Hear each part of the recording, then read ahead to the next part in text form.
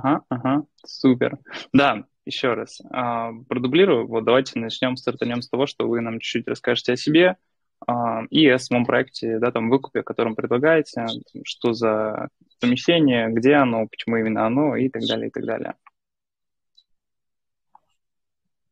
Значит, мы занимаемся выкупом недвижимости торгов. То есть, у нас большая команда, которая занимается выкупами. Вот. И сейчас мы ищем инвестиции для расширения своих, соответственно, возможностей. На данный момент у нас есть выигранный лот торгов, который мы выиграли буквально вот месяц назад, точнее, даже не месяц, 11 числа у нас были озвучены результаты по торгам. Данный объект очень интересен в плане инвестиций, потому что он достаточно высоколиквидный получается, с учетом того, сколько мы его забрали. И в целом, сама, скажем так, покупка с торгов, она является достаточно интересной. Угу. Константин, а о себе немножко нам расскажете? Какую роль в команде занимаете?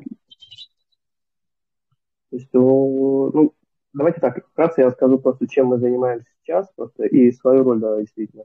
То есть у нас, соответственно, команда занимается подбором объектов, у нас дальше ведением их, и уже после выигранных торгов именно дальше уже реализация. То есть я это все моменты координирую, вот, и веду полностью весь проект.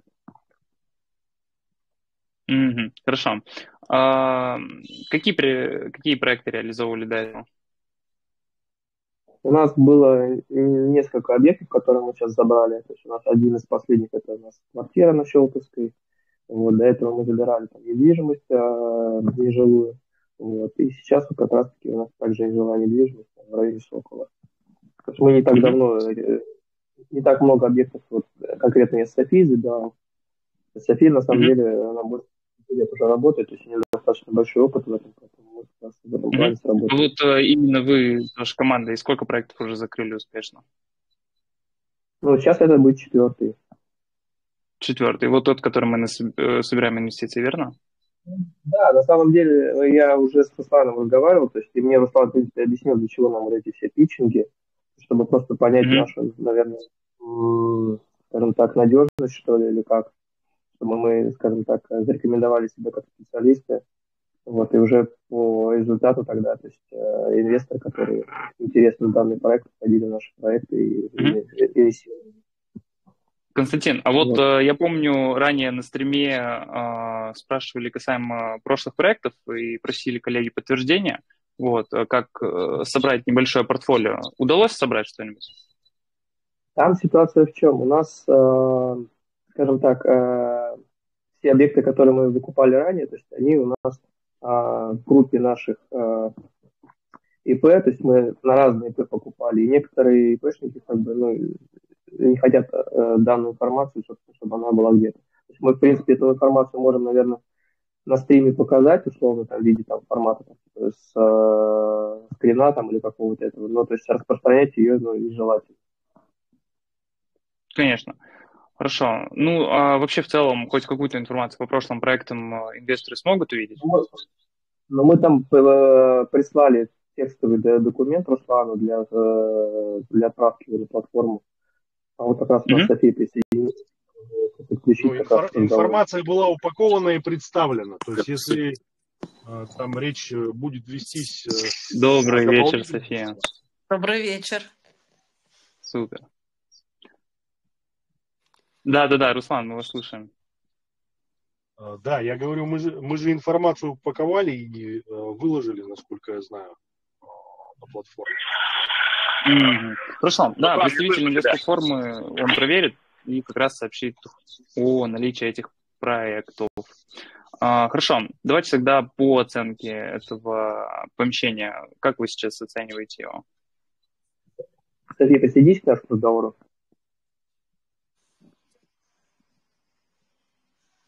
Кто еще раз? София, она же с нами вроде. О, вижу. Мне кажется, София не расслышала.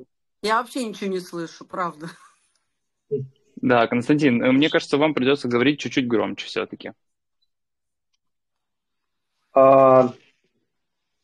Почему-то я все слышу даже хорошо. Может, давайте попробуем гарнитуру отключить, может. О, Гарнитуру будет лучше. отлично. Супер, супер. Да, давайте повторю тогда вопрос. Касаемо помещения. Как вы его сейчас оцениваете? Мы сейчас говорим про «Сокол», про помещение. Ну, на Да, текущий мы момент, уже да, оттуда будем Именно о нем. Да, мы купили его за 11 миллионов 13 тысяч рублей. Мы его оцениваем на рынке, что он стоит 20 тысяч рублей. Более того, на него есть покупатели. Мгм. А как оцениваете его по рынку? Ну, вот вы назвали 25, если мне не правильно я услышал. Нет, сейчас мы его готовы продать за 20. На Ага, рынке начать его можно от 25, но это все вопрос времени, так как мы не хотим долго уходить в какую-то историю, там, годовалую. ага. Поэтому мы хотим, А конечно... где взялась вот эта цифра 20, 25? Это по средней по Сейчас Циану расскажу. или... Сейчас Ага. расскажу. Во-первых, есть аналитика есть Циана, да, Авито. Мгм. Также есть Мгм. аналитика на самом Т-Банкрот, где, безусловно, мы смотрим этот лот, и я его присылала оттуда, по-моему, прямо в эту аналитику, где сверяют квадратный метр в этом районе, смотрят локацию, этажность, коммуникации, подъездные пути, этажность дома и т.д. и т.п. То бишь этой А ссылку аналитики... можем получить на вот это вот Т-Банкрот? Вы не откроете, у вас нет ключа. С моей Ага. страницы я вам могу это показать. Ну, не знаю, на видео снять Так и нет, а прислать. мы скрин этой оценки делали и подкрепляли. Да. Я видел на площадке этот скрин. Ну, там были не скрины, а скорее фотографии экрана. Там Такое было. скрин аналитики был как раз-таки по данному Скрин вот объекту. этой оценки на площадке выложен. Мгм. Окей, хорошо. А вот касаемо Т-банкрота, это можно чуть поподробнее, что это за платформа, сайт? Т-банкрот – это одна из 49 площадок, где реализуются банкротные муниципальные торги. То бишь есть 49 площадок на территории Российской Федерации, где размещают как раз эти торги. Т-банкрот является одна из ключевых, она входит в тройку самых крупных. Мгм. Я помню, с прошлого стрима нам также обещалась некая аналитика по рынку, да, по этому помещению. Вот, что-то такое успели собрать? По-моему, говорили, что как раз тоже соберут и прикрепят на общую страничку проекта.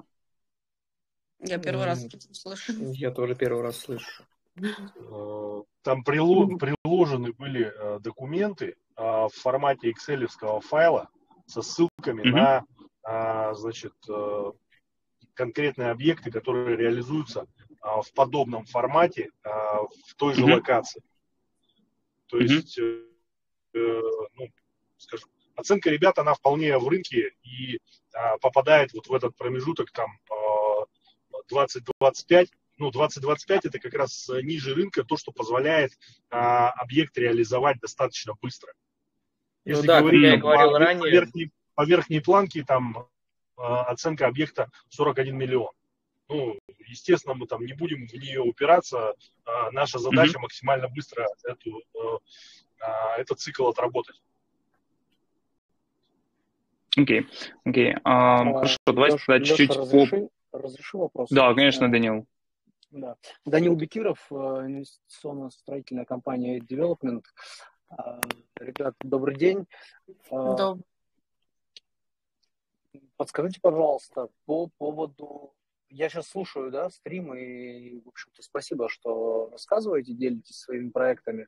У меня возникает вопрос, а для чего вам дорогие деньги инвесторов, если у вас есть покупатель за 20 миллионов? Я не понимаю. Я объясню вам.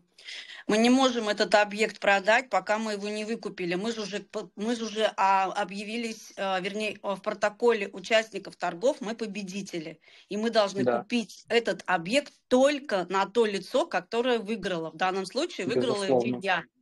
И я его обязана сначала купить на себя, а потом продать третьему лицу. Заключить договор продажи будущей вещи и, соответственно, это не проходит по законодательству. Я не про законодательство, я про то, как получить деньги, не беря их в долг, а беря их в предоплату у покупателя. покупатель хочет объект, вы, соответственно, указываете ему дисконт и, соответственно, за веру в ваше светлое совместное будущее по реализации проекта предлагаете пойти в совместный проект. Соответственно, вы имеете право выкупать, но он имеет право у вас первой ночи, и за этот опцион он платит вам оставшиеся ваши 9 миллионов рублей. Соответственно, он вам дает предоплату, вы выходите, никакие займы не нужны. Слушайте, если бы так все было легко, мы бы сделали. Покупатели требуют не то, что просят, а требуют права собственности на нас. Они требуют закрытия всех долгов коммунальных услуг, потому что там еще висит ипотека, на минуточку. Это тоже нужно Ипотека не снять. может висеть на банкротных торгах. Прекратите, пожалуйста. Это федеральный закон, который очищает любые долговые обязательства. Оно очистит только после покупателя. того, как мы оплатим деньги. Пока мы не оплатили, на сегодняшний день висит ипотека. Я вам говорю, что есть на сегодня. Нет, На то, что сегодня. на сегодня не интересно. Там может быть Покупатель, и убийство. еще раз, да, покупатель на сегодняшний день не готов покупать объекты, вкладывать какие-то деньги, не видя реального права собственности и снятого обременения. Хотите так услышать, скажу так. Да, не проще найти нового. Как мы можем найти нового? Любой нормальный будет спрашивать, дайте право собственности, что вы собственник. Объект стоит 20 миллионов. Даниил, здесь бизнес как раз на том и строится, что берется проблемная недвижимость, очищается от всех проблем и уже без обременений и без геморроя продается конечному покупателю. Вот за это ребята свою долю прибыли и получают. Да, и ровно в этом я эксперт. И ровно по этому поводу мы провели сделок примерно на 4 ярда. И вопрос, который я вам предлагаю, это решение проблем за счет чужих денег. Только не денег инвестора, а за счет денег покупателя. И, соответственно, он с удовольствием купит ваш объект за 18 миллионов, а вы не будете искать деньги в долг. Я вот про что. И абсолютно точно есть на рынке покупатели, которые готовы получить дисконт 20% от стоимости или 10% от стоимости объекта только ради того, чтобы поучаствовать в выкупе объекта. Еще один маленький нюанс. У нас Более сроки того, этот ограничены. выкуп и реализация объекта может быть сразу с ипотекой, соответственно, вашего будущего покупателя, который, давая вам деньги, накладывает обременение на право собственности вашего объекта. Я сейчас, ребят, я ни в коем случае не хочу сказать, что вы что-то делаете не так. Я вам просто говорю, что есть другие способы, если у вас есть покупатель. Потому что я всегда так делал. И суммы сделок, и суммы сделок были не 11 миллионов, а 100, 200, 300, 400. Даниил, на сегодняшний день покупателя, который нам даст по этой схеме, эта схема имеет место быть, и она была у меня, и в том числе там были у меня такие сделки и лоты, которые проходили именно по такой схеме. Покупатель сидел и ждал, да, там давал предоплату и сидел, ждал. Но здесь чуть-чуть другое. У нас нет покупателя, который говорит, я готов вам дать без права собственности. Ну вот это так. Более того, у нас еще идет и срок. У нас есть всего 25 дней на заключение договора. Мы выиграли торги 11 марта. До 11 апреля, по идее, мы должны заключить договор купли-продажи. Если мы его не заключаем, то объект уходит от нас, и мы теряем задаток. У нас сроки очень ограниченные. Искать покупателей, сейчас кидаться на рынок за эти 20 дней, которые остались, я не думаю, что разумно. Проще взять, конечно, вот сейчас в этой ситуации, в какой мы находимся, под проценты, отдать через 2, 3, 4 месяца и продать его спокойно, уже избавившись, потому что на сегодняшний день такого покупателя нет. Был бы, мы к вам бы не обращались. Чтобы внести ясность, я не представляю сторону как Паула, будь то, или Алексея, например, да. Я скорее человек, который интересуется инвестициями, инвестпроектами и их реализацией. Как с точки зрения экспертизы, так и с точки зрения возможности инвестирования. Поэтому спасибо за ваш ответ. Даниил, спасибо за вопрос. Что? Данил, закончил? Я думаю, да. Да, Хорошо. спасибо большое. Я отключаю микрофон. Да, тебе спасибо большое. Вот, касаемо аналитики, сейчас буквально секунду. Вот, Руслан сказал, что разместил на сайте аналитику по помещению. Вот, я вот нашел ссылку в PDF, отчет об объекте недвижимости, да, и выписку прав, перехода прав. Вот, это вся аналитика по помещению, которую смогли предоставить. Нет. Она, насколько я знаю, просто была еще и в прошлый раз. Вот, мне просто интересно, что именно добавилось. Она в формате экселевского файла идет, там ссылки на объект. Что ты хочешь? На конкретные объявления. Ага. А где это все размещено, если не секрет?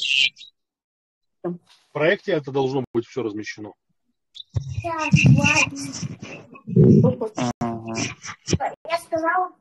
На главной страничке, да, я полагаю? Ну, я понимаю, что да. Сейчас буквально секунду. Да, мне тут писали, что по окончанию стрима это все дело появится там. Супер, это шикарно. Хорошо, давайте тогда чуть дальше. Вот сможете чуть детальнее описать состояние, характеристики этого помещения, которое непосредственно к выкупу предложено? Это вот, наверное, Константин. А у нас же есть видео свежее. Видео, мы сейчас пообщаемся по нему. Ну, вот Костя был последний раз. Костя, обозначьте.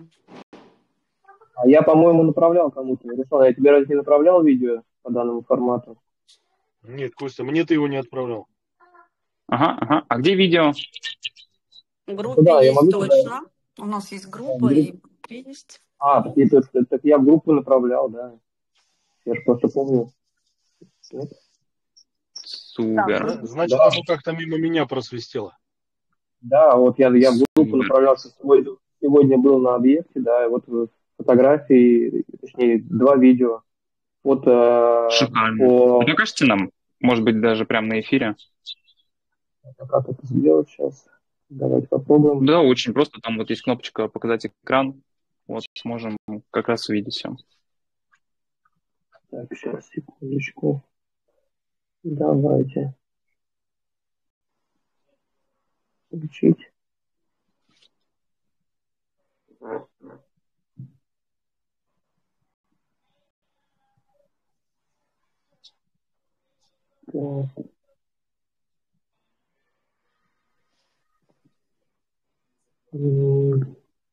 Включить, чтобы он... Вот, мы как раз все это дело вместе с фотографиями выложим тогда на лендинг проекта, чтобы там была как раз информация, коллеги могли посмотреть. Если коротко говорить, то это был, мы называем дом терпимости, публичный дом, это прям видно по нему, там, потому что вы все увидите, поймете.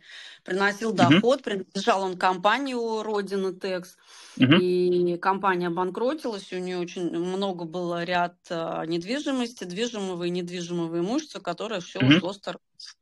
И это помещение было у них в собственности больше 12 лет, они убрали в ипотеку, довольно-таки преуспевающая была, потому что о нем много знают. Окружение. Шикарно. В каком она сейчас состоянии? Знаете, в хорошем. Но смотря под что будет клиент его брать. Это может быть и офис, потому что это окна есть. Хоть это и считается полуподвальное помещение, там нормальные окна и все коммуникации, газ, свет, вода, естественно, центральная канализация, джакузи там подключены. И хостел, отель. Можно посмотреть. Шикарно. Видно, да, мы пока ничего не видим. К сожалению, написано, что вы транслируете экран, вот вам нужно куда-нибудь доперейти все-таки. Так, давайте попробуем. Супер.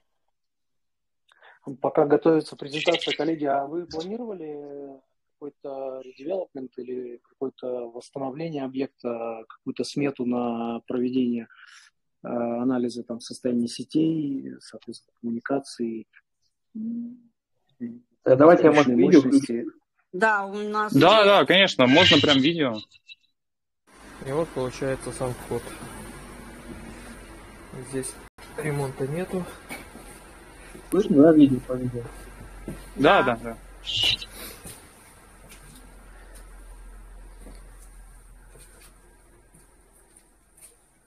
Серверная. Все вещи должны вывести предыдущий арендатор. На этих выходных причем, которые были. Комната.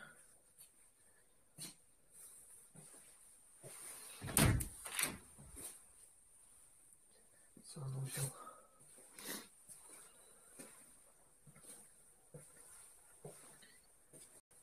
Хозяйственный блок.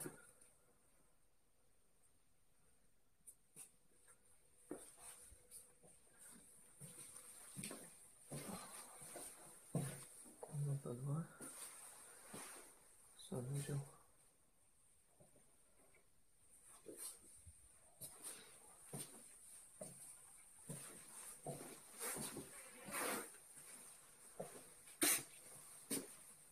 Комната 3.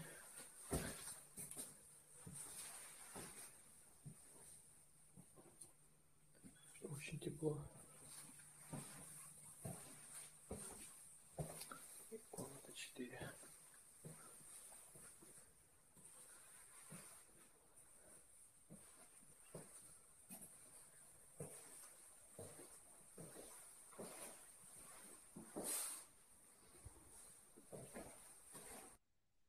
И вот парадная.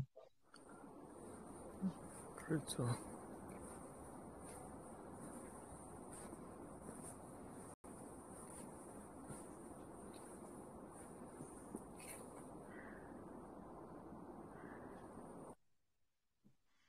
Окей.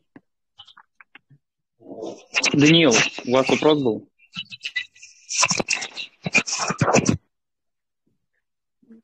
По поводу проведения нарушений, регуляции или, соответственно, проверки там, технического состояния помещения, какие-то работы планируются, или вы так вывезли оттуда вещи и просто его выставить на продажу и продать?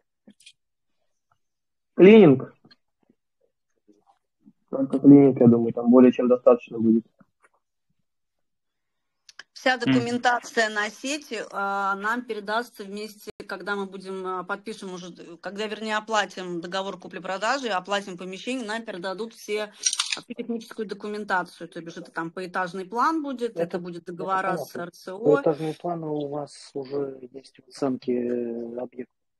Я имею в виду всю техническую документацию, договора с РСО, с ресурсоснабжающими организациями. Техническая документация – это для меня не правоустанавливающая. Да. Спасибо. Данил, у тебя все? Ага, окей. Хорошо. Помещение мы в целом посмотрели. Теперь касаемо рисков. Да, вообще в целом видите ли какие-то риски при реализации этого проекта и там, как планируете их минимизировать? Ну, помимо того, что у вас уже есть один покупатель, да, если не брать его в счет. Риск у нас один, что мы купили его за 11, но риск не продать и не расплатиться с вами. Это есть самый большой риск. И вы его заберете. Супер. А вообще в целом, какие-то варианты, как оперировать этим объектом в случае не продажи вот в этот срок 6 месяцев? Есть какой-то план? Конечно, есть план. Если мы его не продадим, конечно, снижение цены. Как и во всем бизнесе, если мы его не продаем образно за 20, продаем за 15, не продаем за 15, уходим в 11. Просто мы заплатим вам деньги и все свои. Вот это так выглядит, наверное, правдоподобно. Ну, то есть планируете просто снижать там до тех пор, пока не купят, Конечно. И если что, уходите в ноль с инвесторами. Конечно. Но мы об этом меньше всего думаем, потому что знаем, что продать. Нет, правильно, думать оптимистично тоже нужно. Хорошо. Касаемо обременения, как-то будет урегулировано снятие обременения там ипотеки с объекта? Значит, обременение Данил ранее затрагивал эту тему. Но Даниил, наверное, тоже знает об этом. Он, по-моему, даже упомянул, что как только Мгм. мы оплачиваем деньги за этот объект, арбитражный управляющий автоматически отправляет тому, кому должен должник. И это сразу автоматом. То бишь мы получим право собственности уже чистое. Мгм. Это А на сроки реализации никак не влияет, правильно? Нет, никак. То бишь мы платим деньги, и арбитражный управляющий автоматически отправляет снятие обременения. Повторюсь, и в Росреестре мы получим выписку чистую уже на нового собственника. Мгм. Хорошо. Тут коллеги еще интересуются, вы как физик участвовали в торгах? Как ИП. Как... Окей. В целом у меня, скорее всего, вопросы закончились. Вот, возможно, у коллег Два в чате вопроса, вот Леша, еще будет. есть вариант. Да, давай. Первый вопрос. Как вы считали налоговую нагрузку? Соответственно, как вы ее планируете реализовывать по налогам? Второе, соответственно, у вас схема налогообложения. Это первое. Второе, каков был первоначальный взнос по депозиту на площадку? Какую сумму вам предстоит доплачивать? Мы заплатили 30% на площадку, то есть у нас сейчас на момент текущего состояния, то есть остается оплатить там достаточно в районе 7-8 миллионов.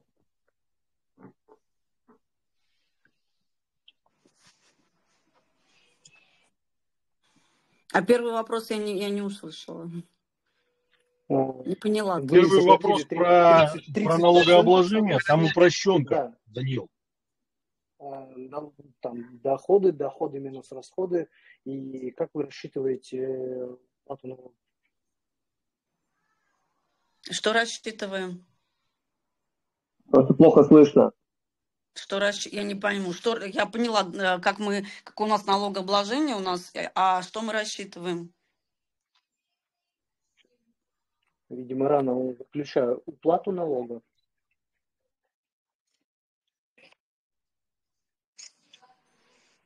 Я так и не услышала. Простите. Сколько Он налогов говорит про у уплату вас налога. будет образовано и как вы их планируете уплачивать? У нас упрощенка налогообложения. Упрощенка в России принято двух видов: доходы Угу. или доходы минус расходы. Соответственно, У нас вы... будет доходы минус расходы.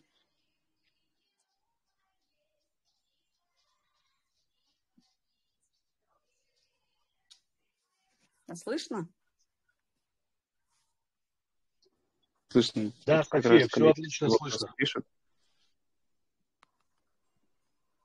Угу. Коллеги, еще вопросы будут в чатах, может быть, или кто-то готов руку поднять и пообщаться на микрофон?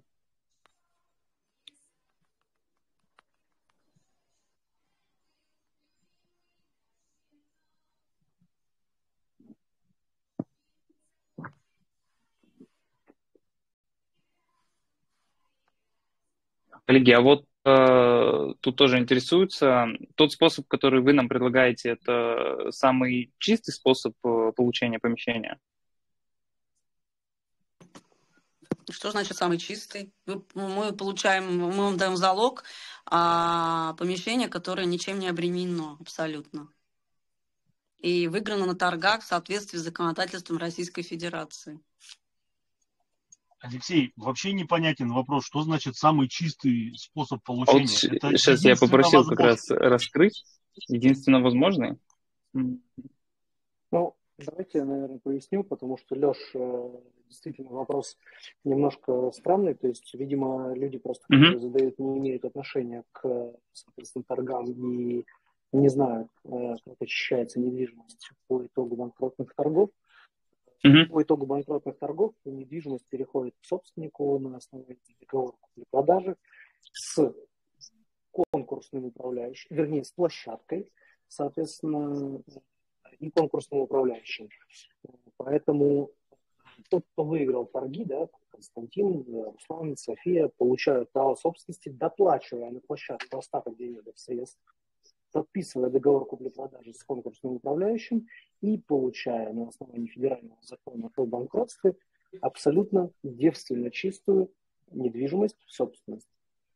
Соответственно, эти торги или этот переход права собственности даже не может быть оспорен после принятия результатов и, соответственно, оплаты по результатам этих торгов объектной недвижимости. Супер. Хорошо. Оспорен он, конечно, может быть, потому что в любом случае может кто-то оспаривать, но чем закончится дело, 99% судебная практика, как правило, показывает о том, что все такие торги, они легализованы, и всегда решение в сторону того, кто выиграл эти торги. Это любой может. Здесь чем хорошо это помещение, Должно здесь быть никто не основание для прописан. оспаривания, соответственно, основания для оспаривания их практически нет, если, соответственно, площадка не провела эти торги с нарушениями. У нас тут есть плюс, наверное, если мы говорим про жилые помещения, там у нас бывают риски, да, определенного рода, прописанные люди, там проживающие. Здесь не жилое помещение, здесь никто не живет, нам передают ключи, у нас никто не прописан, тут рисков у нас вообще почти нет.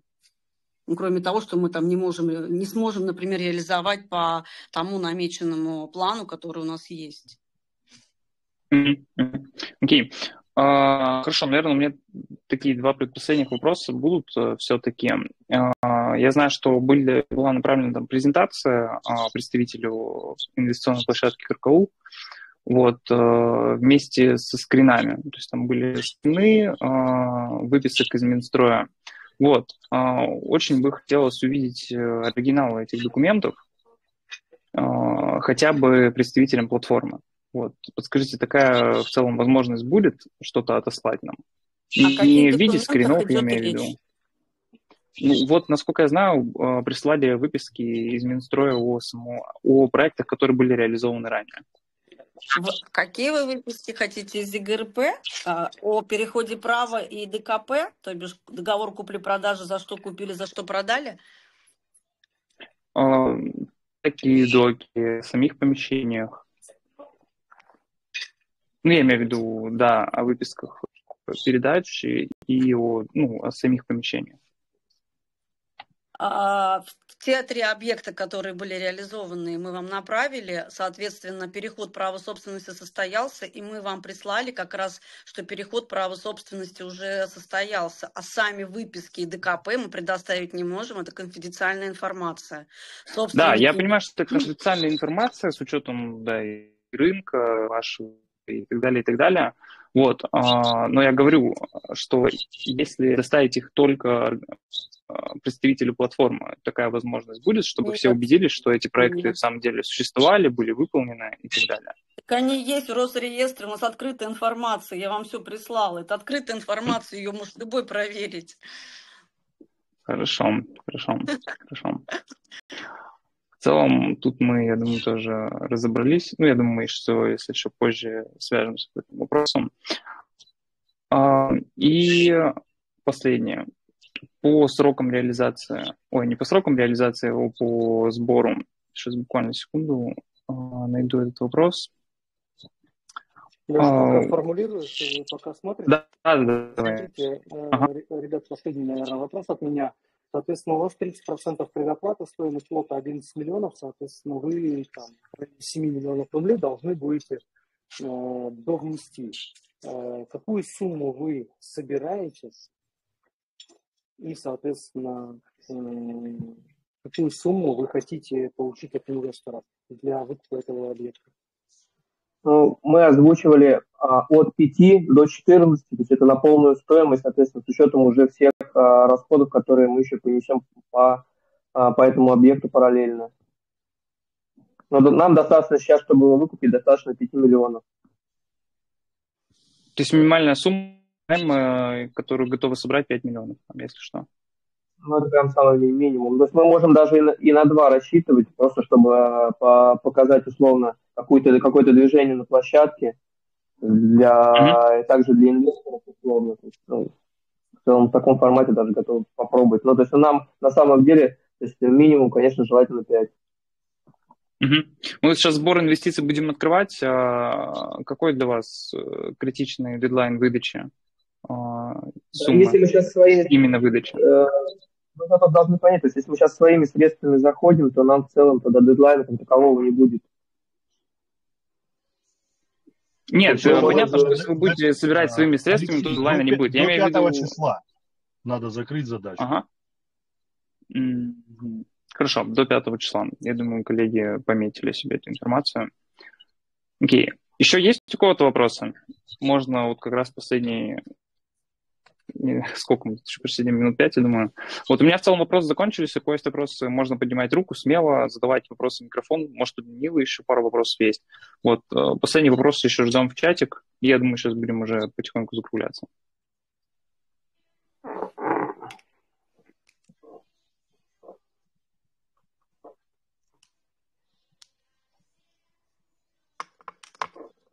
И я смотрю, что вопросов у нас как будто бы и нет. Хорошо. Итого у нас юридически безупречный чистоты проект. Вот, поэтому открываем сбор, начнем его во вторник, само открытие официально. В целом у меня все. Вам спасибо, что вы присоединились. Было очень приятно пообщаться, познакомиться. С вами, София, в том числе. Мы вас в прошлый раз не видели. Да, вот. Супер. Да. Тогда, если что, вопросы в конце можете дописать, кто не успел, вот мы их потом лично еще зададим. Спасибо, что присоединились. Всем хорошего вечера. Хорошего вечера. Процветания, созидания, удачи. Всего доброго. Вам также. Угу.